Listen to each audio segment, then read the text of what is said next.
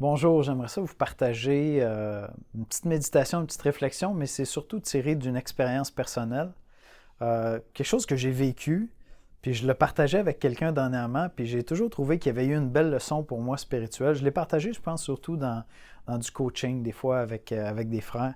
Mais moi, je suis un gars qui peut être colérique, je peux avoir des réactions vives de colère quand j'étais jeune. Je pouvais me coucher par terre, frapper sur le sol, mordre, faire n'importe quoi. Bon. Euh, et lorsque je suis devenu chrétien, bien évidemment, hein, tu veux pas t'emporter, tu veux faire preuve de maîtrise de toi, puis il y a plein de choses qui changent, mais il y a des choses qui sont plus difficiles. Et un des endroits vraiment un peu pathétiques où je voyais ma colère se manifester, c'est quand je me faisais mal. Tu sais, par accident, là, tu te cognes à quelque part ou tu te coupes avec un couteau en faisant de la popote. Puis là, une âme charitable, admettons, comme mon épouse Esther, qui dirait Est-ce que ça va, chérie? Ben moi, dans mon petit élan colérique, c'était un peu du genre Qu'est-ce que t'en penses? Tu sais? Parce que ça va mal, puis c'est comme bon, c'est pas le bon moment. En tout cas, c'est assez triste. Mais l'histoire est la suivante, et là, je vais parler de mon ami Jean-Paul. J'étais dans notre ancien bâtiment, au deuxième étage, en train de placer des chaises. Je pense qu'on recevait, je ne sais pas, une réunion de prière, quelque chose. Et j'étais avec Jean-Paul Gagné.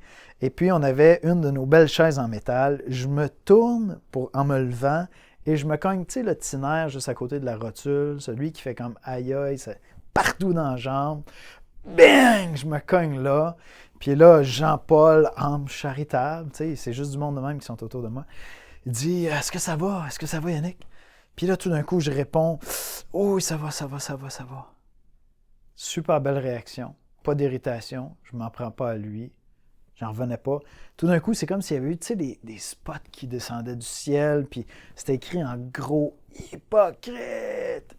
Mais ça a été une leçon super importante pour moi. J'ai réalisé à ce moment-là que ça m'avait pas vraiment pris d'effort pour pas m'emporter, pour pas pécher.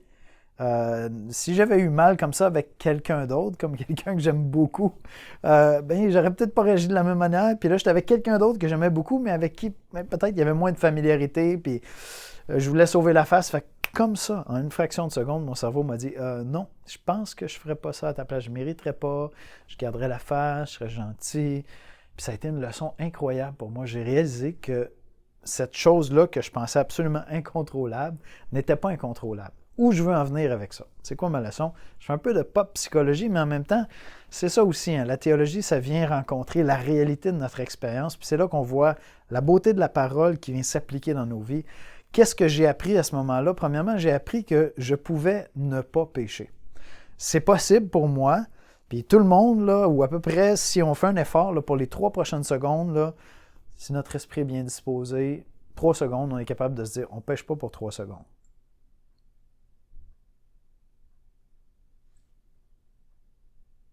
Moi, j'ai pas péché. Je sais pas pour vous, là, pour régler ça avec le Seigneur. Moi, j'ai pas péché. Mais donc, je peux le faire. J'ai réalisé à ce moment-là, quand je m'étais cogné le genou, que je pouvais ne pas pécher. Après ça ne veut pas dire que je peux ne plus jamais pécher. Je vais certainement pécher encore. Mais Paul nous dit dans Romains 6, Ainsi vous-même, regardez-vous comme mort au péché et comme vivant pour Dieu en Jésus-Christ. Que le péché ne règne donc point dans votre corps mortel et n'obéissez pas à ses convoitises. Ne livrez pas vos membres au péché comme des instruments d'iniquité, mais donnez-vous vous-même à Dieu comme étant vivant de mort que vous étiez. Ce jour-là, j'ai réalisé que je croyais un mensonge quand je pensais que c'était quelque chose d'incontrôlable pour moi. J'ai réalisé qu'avec un autre contexte, je pouvais le contrôler. Donc, il y avait un certain laisser-aller. Ça ne veut pas dire que j'ai jamais repêché de cette manière-là, au contraire, mais j'ai arrêté de croire que c'était impossible pour moi. Et donc, je crois que je vais certainement pécher encore. Mais je sais que c'est possible de ne pas me laisser aller à ce péché-là. Et j'ai l'Esprit de Dieu qui habite en moi. Puis j'appartiens maintenant à Christ. Donc, peut-être concrètement ce que ça veut dire, si tu luttes avec quelque chose qui est très difficile, peut-être pour faire un petit changement dans ta pensée, imagine que tu es dans un autre contexte. Il y a sûrement quelqu'un qui pourrait apparaître dans la pièce qui ferait que tout d'un coup, tu te comporterais comme il faut. Et après ça, tourne-toi vers la parole. Va dans Romains 6, va méditer sur ce passage-là qui nous dit que on appartient à Christ maintenant, puis on doit prendre une décision quand même. avec l'aide de Dieu, lui offrir nos corps, faire le choix de ne pas pécher. Puis, quand je pêche, mais je me repens, je demande pardon au Seigneur.